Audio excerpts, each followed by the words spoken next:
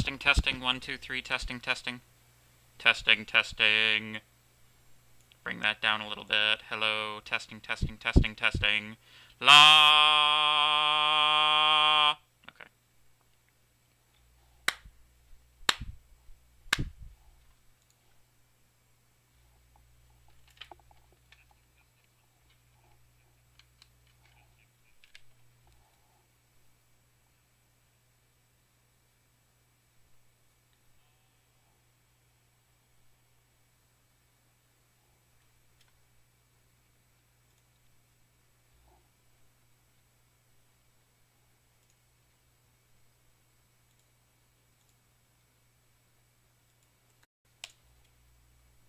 What the? Gosh. Controls. Oh, come on.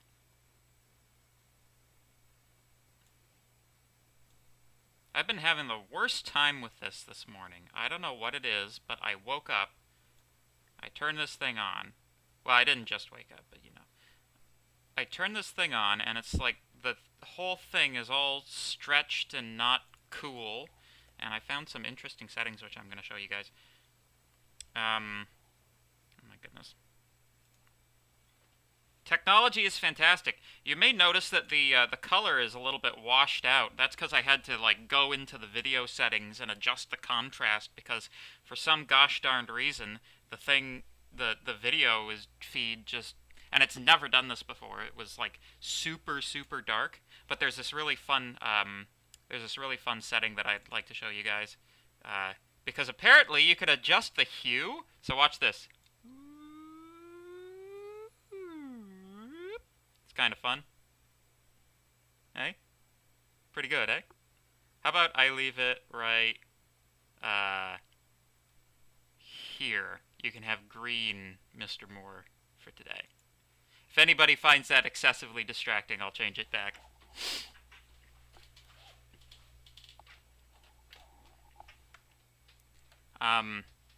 Anyway, so, oh my goodness.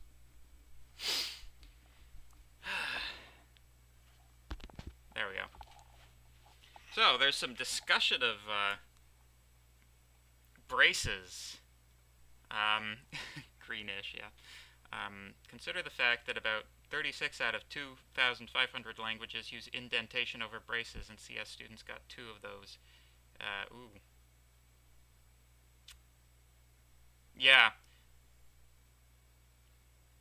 Yeah, like, braces are overwhelmingly the more common way to denote blocks of things. Like, to some degree, you can kind of understand it with Haskell, because, like, Haskell's so weird and non-baseline to begin with. But, yeah, you guys, it's really not, it's not that big of an adjustment once you start programming with braces. You just kind of have to make the mental shift. Purple would be better. Oh, yeah, that's true. We don't want to traumatize the whole class with Shrek memes, do we? Okay. Ba-ba-ba-bum. Do-do-do-do. Oh, that's the gamma. That's the wrong thing. This one. How about a nice teal? Yeah. There we go. That'll do. Alright. Anyway. So yeah, that's, yeah. Don't worry too much about picking up braces. Braces are easy. If you can think in code blocks, then you can think, oh, I just put a brace at the beginning and at the end of a code block. It's not that bad, the adjustment. It's more like one of those minor annoyances. Frankly, I think the absence of semicolons you're gonna find a lot more frustrating when you start using a real language.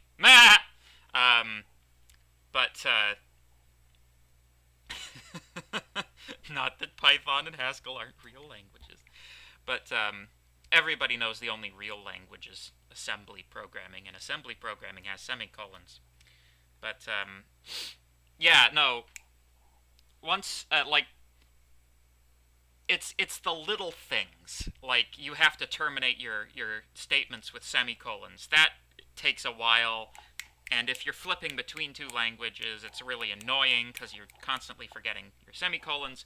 Fortunately, forgetting a semicolon is like the easiest thing in the world to fix, and braces are kind of in that category as well. It's like in C, I've been doing a lot of C lately, right? Because I'm teaching this other course. In C, the equivalent of Python's print function is called printf. So and the F I think stands for function. So it's the print function. And like just like trying to keep track of whether I'm writing print or printf at any point in my day is just, it's like one of those minor annoyances that you have to deal with because, you know, that's the way life goes. But yeah, anyway. Doop, ba-doop, ba-doop. We were talking about the Fibonacci sequence. Yes, we were. I'm gonna pull up the code that we were working on yesterday as well. As you can see, I'm feeling a little bit perkier today. I've been dropping stitches the last couple of days in my mouth, which has been both fun and exciting, and disgusting and terrifying. So, you know, that's kind of been how my life has been going. But I'm feeling more like my old self again, which you can probably tell by the volume on this video. So, good. Let me check the chat. Megamind. Yeah, it is kind of like Megamind, isn't it? Oh yeah, and Avatar and Smurfs. Yes, okay. I think we'll do blue. Blue is like a nice, it's a nice neutral, soft, cool color, you know. Yeah, that's true. That's interesting. Because the other impulse would be, if you already know something like Java, to put semicolons in Python, but maybe yeah, that's true. I do feel a bit blue today. No. Um, the other impulse would be to put semicolons in your Python, but I think because probably, like, I would be surprised if any of you guys, between the Python and the Haskell, if you guys are doing recreational coding in other languages, that would surprise me right now, given everything. But blue hurts my eyes. Okay, if I can amass 3 complaints from 3 different people, I will change it back to regular colors. But I think this is kind of fun. So anyway, so let's talk about what we were talking about. We were talking about the Fibonacci sequence, how you would calculate that in terms of a computer, and we had ended on the observation that the way that this the way that this the way that this function is currently configured, we are making 2 calls to the Fibonacci function for every call of the Fibonacci function. This means that, roughly speaking, the number of calls to Fibonacci is doubling with each integer increased in the argument. Or that's a poor way of putting it, but like if we go to 11 from 10, we've doubled the number of function calls. If we go from 11 to 12, we've doubled the number of function calls. And we had demonstrated last class that at about 34, you're now looking at a full 5 seconds for this tiny little program to execute. And that is perhaps less than ideal, especially considering this is a tiny function. And we were also using this global counter variable to see how many invocations of Fibonacci we were actually going through. And it turned out that at 10, we were, well, actually, we should just execute it. Documents, McMaster, 1MD3, fall, yes. Code, there we go. Pay no attention to the file directory behind the curtain. Python 3 fib.py. There we go. So in order to calculate the 10th Fibonacci value, we require 177 calls to the Fibonacci function. And this increases substantially the longer the more that we increase the argument by. So for example, at 33, and you can see how long this is taking to execute, took 5.6 seconds, we have 11 million calls to calculate 33. This seems excessive, especially when you consider what's happening in the Fibonacci sequence is we're having to recompute a large number of values. So take the example of calling Fibonacci on 4. That requires 3 and 2, right? In order to get the value of 3, it calculates it, and that requires the value of 2 and 1. And 2 requires the value of 1 and 0. 2 requires the value of 1 and 0. Because the algorithm is not communicating to itself the values that it has already computed, it's having to recalculate the Fibonacci value of 2. And you can imagine, if we were to, for example, increase this to fib of 5, that fib 5 requires fib 3 and fib 4. So this branch of this tree would be duplicated, and this branch of this tree would, also be required. So this whole thing would be duplicated, etc., all on down the line. And this is kind of dumb, because while we have 11 million separate invocations of the Fibonacci function, we only have, 34 unique values going from 0 to 33. So if we develop a scheme whereby these intermediate values are stored somewhere in the memory and are accessible to the Fibonacci function,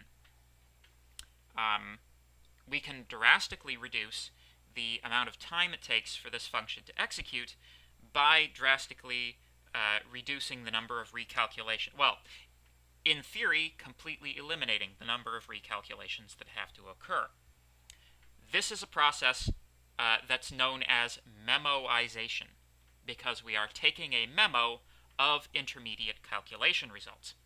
Let me see. Ha! Yes. Oh yeah, no, yeah, that's true. This is actually the color I actually am. I decided to stop trying to renormalize my skin tone to something that most humans would have. That's what's really going on here.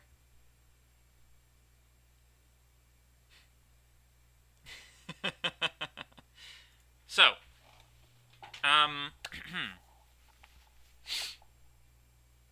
so let's try this memoization scheme. I'm just going to do it in this, and then we're going to go through the slides. So, the way that I'm going to choose to keep a memo is I'm going to accept that memo as an argument to the function, and I'm going to give it a default value. The default value will be, let's call it an empty dictionary. It makes sense in this case to use a dictionary rather than a list, because while we are, we're creating a mapping between integers, and in theory you could use the indexes of the list in order to represent those integers, we are doing so in a non-linear manner. Like, we're not going from 0, we're not calculating 0 first, then 1, then 2, then 3, although we totally could do that if we were doing a loop-based implementation of the Fibonacci function. That would be a perfectly adequate way of doing that. But if we're using this recursive function that is closer to the inductive definition of the Fibonacci sequence, it makes more sense to use a dictionary, because you can define, for example, a dictionary value for 32 without needing 0 through 31 to be in the dictionary already, whereas you would require that to be the case in the list. So it's just kind of less bookkeeping if you do it this way. It's more of like a Haskellian approach to things. Let's get rid of the cat. Well, no, let's leave the counter in. So, but let's get rid of the counter. We're doing different things now. So, the memo is equal to the empty list. So, when we have either n is equal to 0 or n is equal to 1, we are returning 1. So we're not requiring any further, because there's no recursive call to Fibonacci in that, in this particular step, we're not going to be saving anything by looking the value of 1 up in a memo. We might as well just return 1 directly. So the base case will not be changed when we implement memoization. So let's consider this this problem of f1. f1, we want the value of the Fibonacci number at n minus 1. So the first thing we need to do is we need to check to see if n minus 1 is in the keys of the memo. And if you remember, the in function automatically searches the keys, not the values, of the memo. So, if n minus 1 is in the keys of the memo dictionary, then f1 is simply equal to memo at n minus 1. If it's not in the dictionary, we need to put it in the dictionary. So, memo at n minus 1 is equal to the recursive Fibonacci call. And then, of course, we want to set f1 is equal to the memo, this calculated value.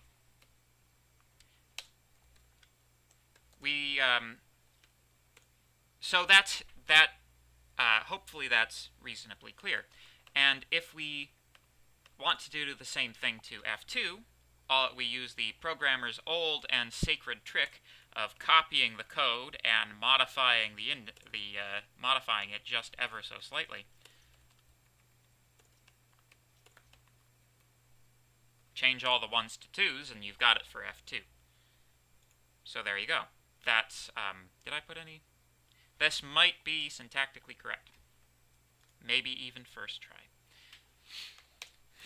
So, let's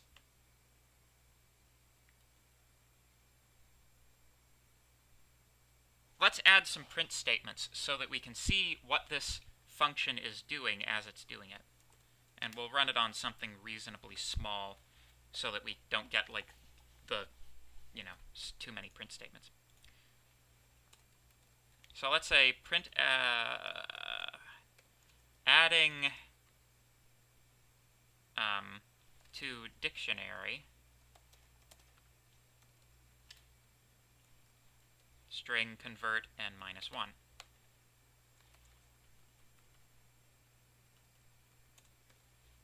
Adding to dictionary n minus 2.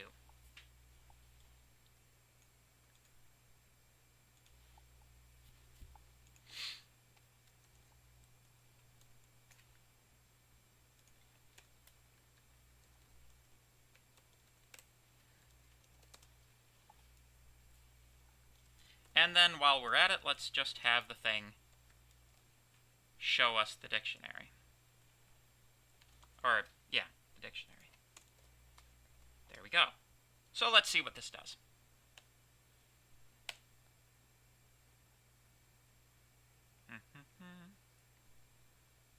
Oh, I should probably put this bit that displays what's in the dictionary after the thing has actually been added to the dictionary, eh? That might be a little bit smarter.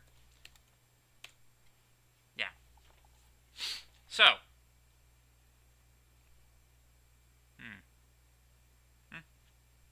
So you can see that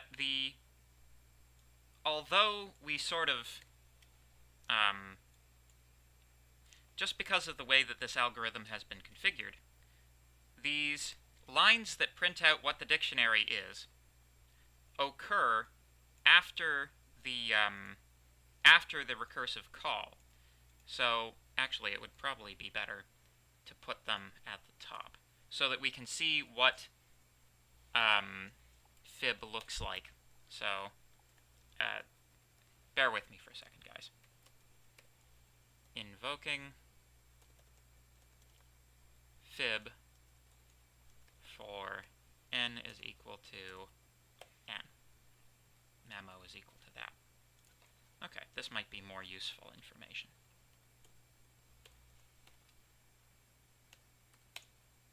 Okay, so we're invoking fib for n is equal to 6. The memo is blank.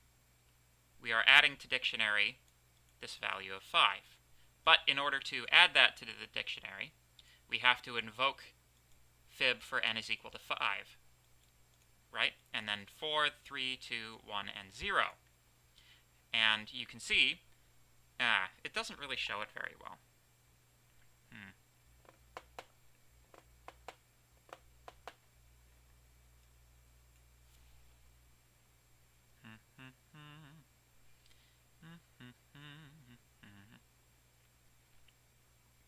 Well, let me see if I have any questions. I may have.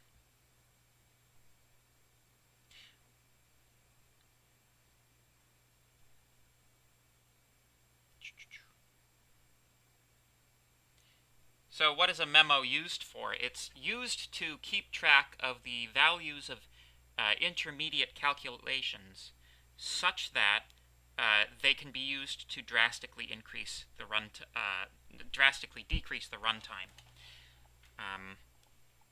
Yes. Good. Can you name it anything else? You can name it anything you like. What happens if you input a value for memo accidentally? Well, that's an interesting thing.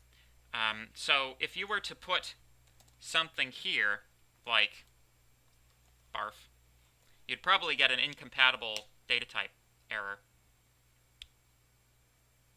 Oh no, it is actually working just fine.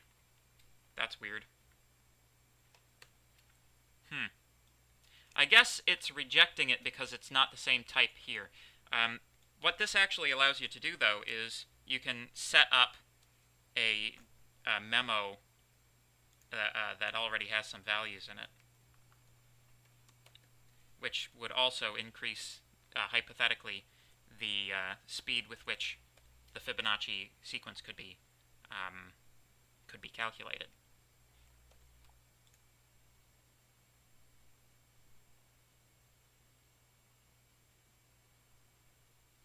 Yeah. Yeah, it just doesn't for some reason. That's interesting. Oh, I want to see the memo. Maybe if I put it here?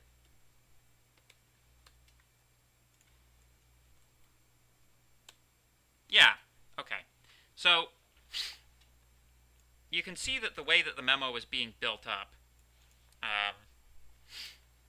it starts off at the innermost recursive step. It adds 1 and 0 to the dictionary. It then adds 2, 3, 4, 5, and 5. You can see, however, and the value of the 6th element is 13. If we add our counter back in, you'll see that we actually have reduced the number of iterations that it takes to make this calculation quite considerably. Counter plus equals 1. Yeah, so whereas before it took 177 invocations to do the fib number of 10, in the memoized version, we are only taking 11. That's good. That means that we have constrained the number of invocations of the Fibonacci function to the number of unique numbers between 0 and the target number, which is good. That is very good. And whereas at the value of 33, we were running into 5 seconds worth of runtime, and I might just hide some of this because it's getting kind of extreme. Oh, that's a C-style comment. Good lord! Alright. Octothorpe. Octothorpe. Octothorpe. And Octothorpe. There we go. You can see that although we're still getting the correct number, the number of invocations of fib has been reduced quite substantially. This allows us to calculate large values.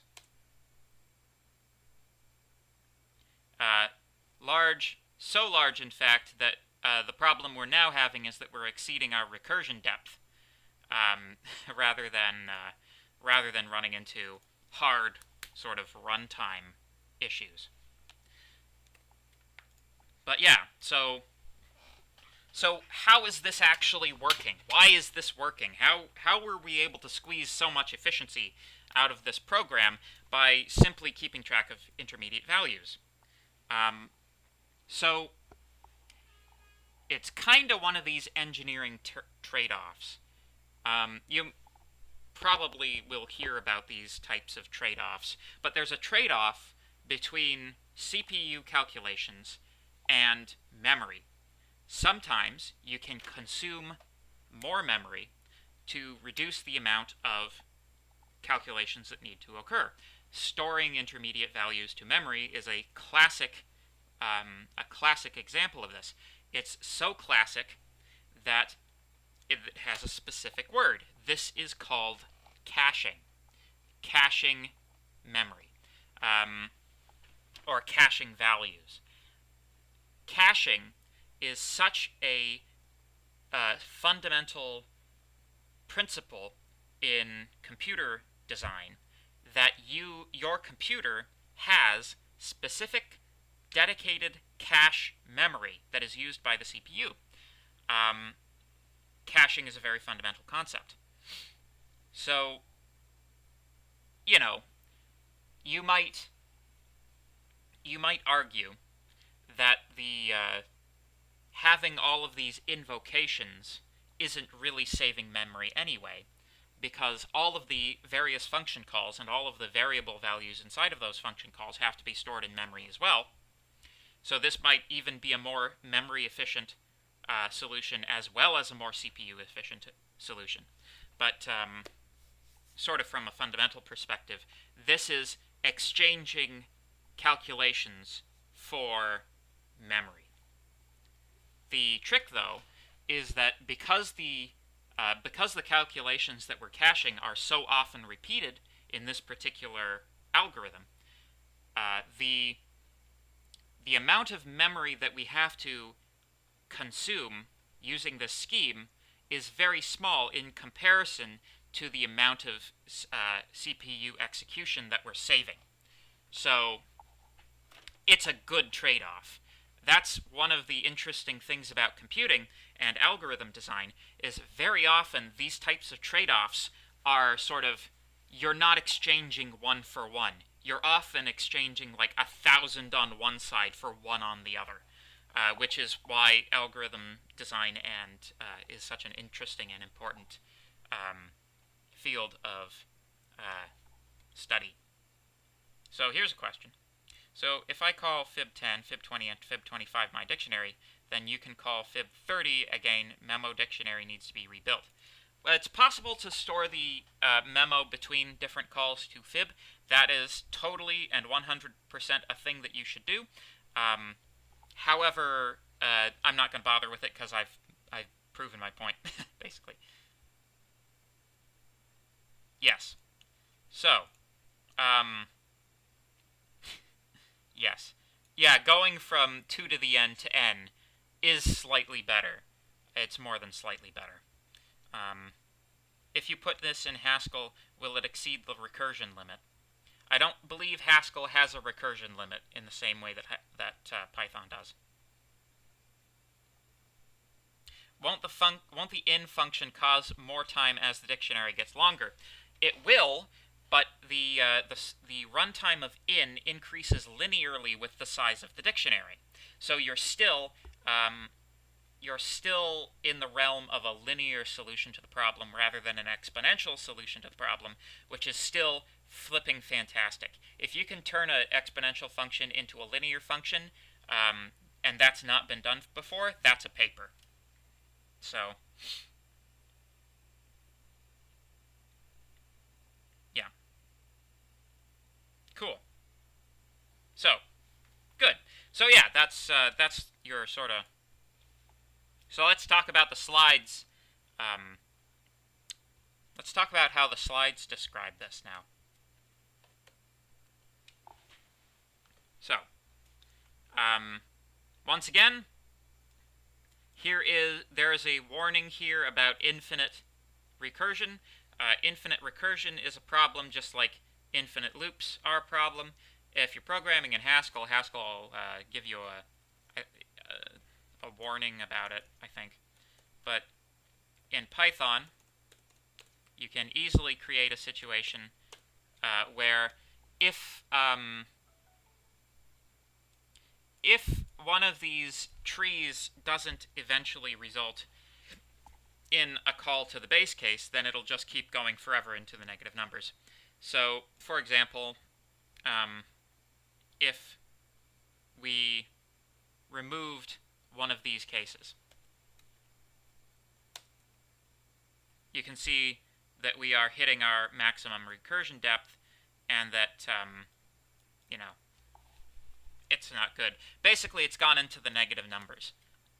So a somewhat more safe way of doing this is, rather than having the base case occur on the basis of just one or two equality comparisons, having it occur on the basis of an inequality comparison, such as less than.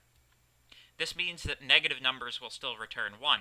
This may not be like a strictly correct way of going about things with respect to the definition of the Fibonacci function. However, it is a much more safe way of programming. The other alternative would be to say something like, if n is less than 0, raise a value error. That's generally preferred to like returning a false or returning a -1 or something like that. All this does is, if we try to invoke Fibonacci on a number that's outside the domain of the Fibonacci function, like -4, for example, it just it trips an error rather than performing an infinite recursion. Errors can be handled, and that makes it a preferable situation. Yeah. So, yeah, you want to be careful about accidentally bypassing your base case. So, another way of triggering that would be if you had it like n is equal to negative. You are trying to invoke, like you're skipping more than one number. Like Fibonacci, when it's looking back, is skipping no more than one number, which is why we only need 2 cases in the base case. But yeah, and this is wrong anyway. But anyway, so let's talk about how we go about measuring the complexity of one of these algorithms. Which is, in our example that we went through, we kind of hit both of these. So we have theoretical complexity. We have theoretical ways of measuring how complex our algorithm is. And when we say complex, we kind of mean how hard it is for the computer, not for us. For us, this is hopefully not too difficult a thing. But for a computer, it actually has to like elaborate out all of the loops and all of the recursions. So the complexity with respect to the computer is in some way equatable to the number of actual instructions that have to be executed on the CPU in practical terms. So basically the theoretical approaches to measuring efficiency examine the algorithm itself, they examine the code, and practical measurements have to have the code run in order to analyze. So in terms of runtime, in terms of theoretical aspects, we can examine runtime complexity. What is the approximate number of basic operations the algorithm will perform for a certain set of inputs? And memory complexity. What is the approximate number of entries that the algorithm will read or write for certain sets of inputs? So we can, if we were to get a sort of theoretical idea of how complex this algorithm is, or was, we can talk about the old one. It might be a little more simple. Since we have two recursive calls within each call to fib in the iterative case, we can hypothetically establish that the number of function calls that's required is going to be 2 to the power of whatever the input is, in rough terms. And we can look at the amount of memory that is being assigned within the function and multiply that by the number of times the function is called to establish how much memory whoop, I hate it when I hit end. Jeez, I'm glad I have these buttons now. We can use that. We can multiply the amount of memory that each function called declares by the number of function calls to get a rough estimate for how much memory the algorithm requires. And remember that all of these are always relative to the input. It's very rare for us to discuss sort of the absolute runtime of a function. We're always interested in discussing the runtime of a function relative to the size of the input that we give it. In most scenarios, the size of the input means something like the size of the array that you're sorting or the size of the array that you're searching. In terms of the Fibonacci sequence, we're talking about it in terms of the size of the integer that is used as the argument.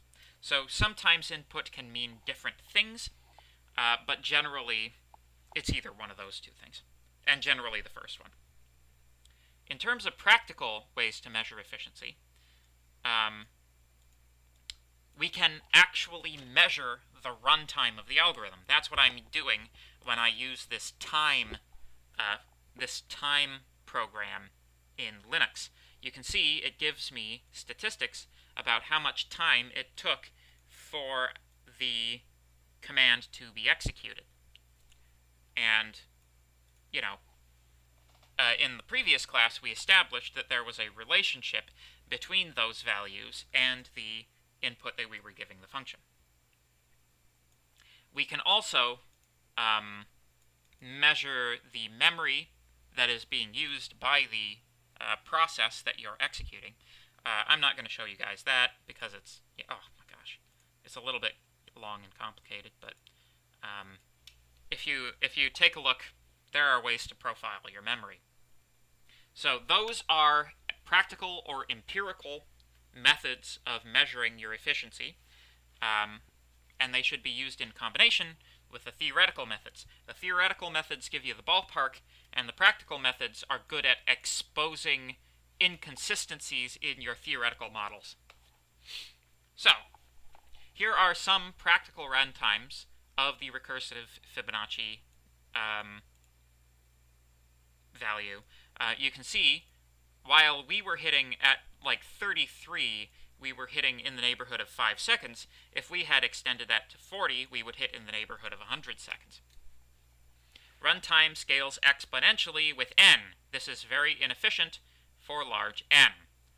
Yes, so you can see the relationship here, and that's not one that you want, generally speaking. So, the idea of memoization is during recursion, save intermediate results and use them, if available, to avoid recursion. Again, this is a slightly, I guess, more efficient way of going about this than I had here, because in theory these F1 and F2 are completely redundant. You can just replace this with this, and that with that. Make this a not, and have that execute.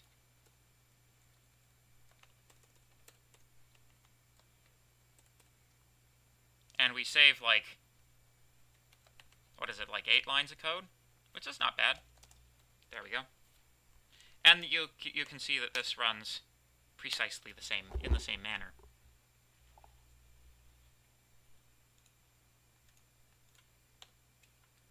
So, with our memoized version of the Fibonacci function, you can see we can hit, if in this one,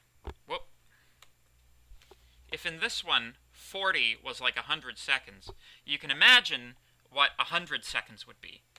And you can, oh my goodness. With the memoized version, you can see that we've got a roughly linear increase of runtime when we increase n. Runtime scales linearly with n. This is efficient even for large values of n. So that's cool. I'm going to check to see if there are any questions about that before we move on. Can you change or remove the maximum recursion depth? I'm not sure if you can remove it, but you can change it. Check the Python documentation for that. Space-time complexity sounds cooler. Yeah. Can you use time if you are using Jupyter Notebook? Or yes! Yes, you can, actually. In Jupyter, if you... there's a drop... Oh. I don't want to log into the VPN because I'm streaming right now. Let me see. Do I have Jupyter locally? Maybe? Seems like it's loading something. No, maybe. Let's see. Jupyter. Huh? Ba-da-ba-da. No, I've got... Well, maybe no, I would have to install it. So there's a drop-down in Jupyter where you can access a Linux bash prompt, and you can run, like, you can write a Python file on the Jupyter server, like as a plain text file, and then execute it using the bash prompt in the same way that I'm doing right here, using the same commands. So yeah, you can use time in that manner. But Jupyter Notebook, okay. Maybe that'll work. Linux is cool. Everybody should get Linux. Oh, there we go. Ah, you guys are awesome. Okay, there we go. Flippin', it's even the directory. So, this is what you will see on, when you guys log into JHub. If you go to New, and you go to Terminal, it'll open up this guy, and then you can time python 3 fib.py, or any other thing that you want to do. There you go. For me, this is kind of dumb and redundant, since this is basically emulating the same thing that I have right here, but, you know, that's how you would do it on the server. So, there you go. Thank you, guys.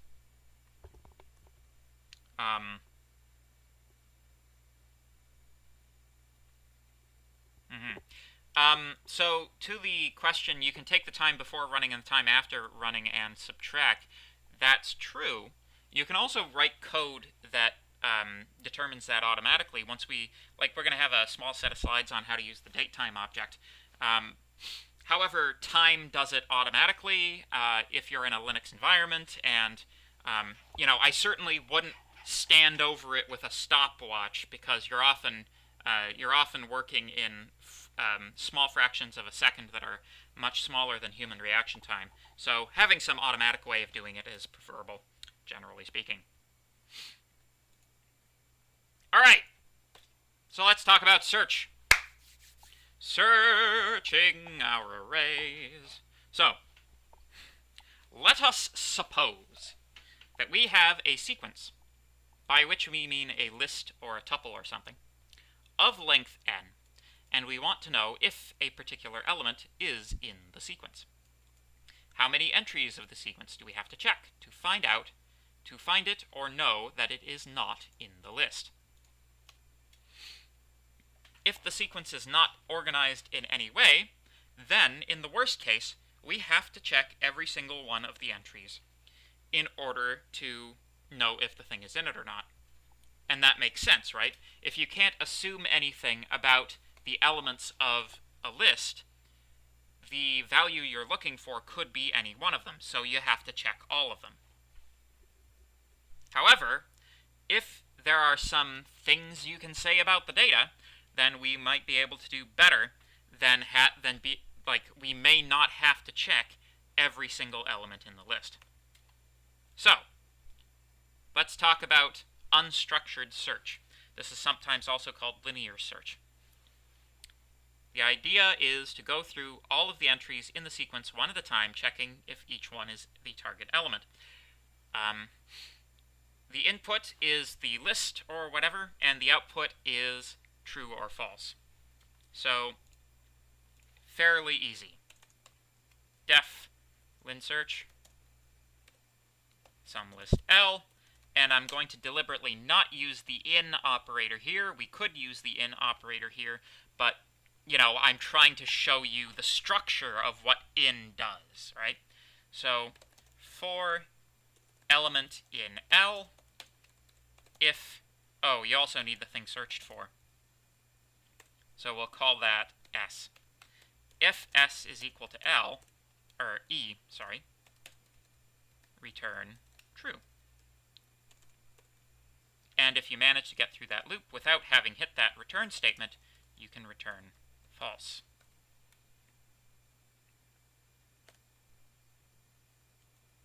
We'll just remove this stuff. And so if we lin search through 1, 2, 4, 5, 7, 8, 9, 1, 5, 2, 8, 3, and we're searching for the value of 8, and we print that, and I close Jupyter, shut down the notebook. Yes, thank you. You can see that it returns true. However, if we are looking for potato, you will find that we do not find potato.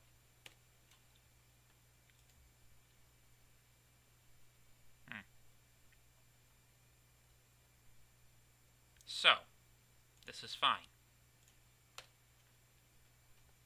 There you go. This is using indexing rather than just pulling the element. Doesn't really matter.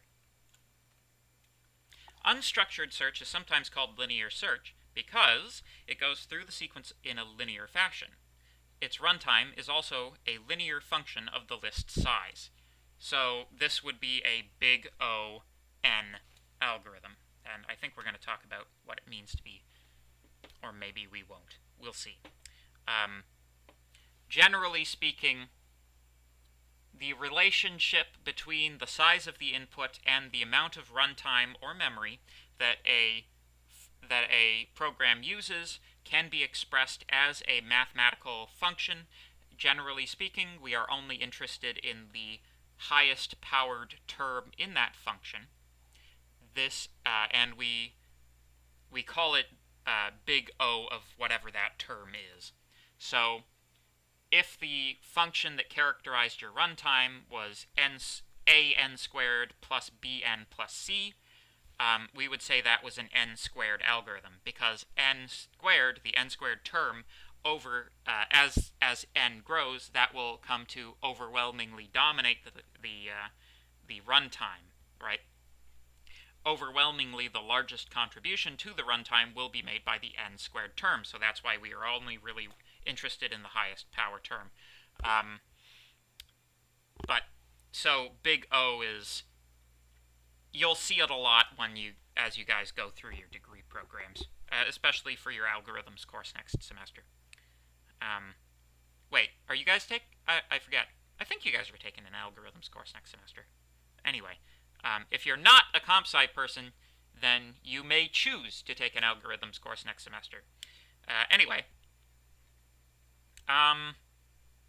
so the next 5 slides or so are a big set that work together as a set, so I'm just going to leave that here. I'll answer any questions you have, and that will be that for today.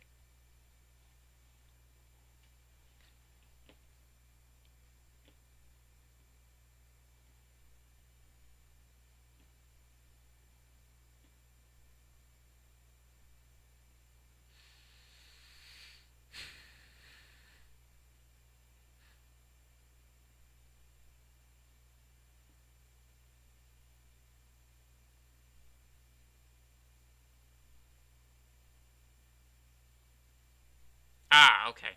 So you guys will see it in second year then. There'll be a whole thing on Big O. But the Wikipedia article makes pretty good reading. I don't know if there is an algorithms course next semester. You should change the color before signing off. That's true. Although I think I might play with the second year class in the same manner. You know, it's fun.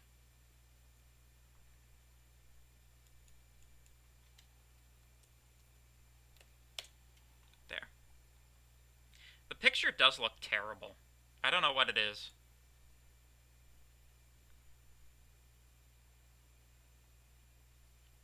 Ooh, what Linux distribution do I use? That's an interesting one. I use Ubuntu. A friend of mine once said that if you're using Linux and you're not using Ubuntu, that means you're a hipster.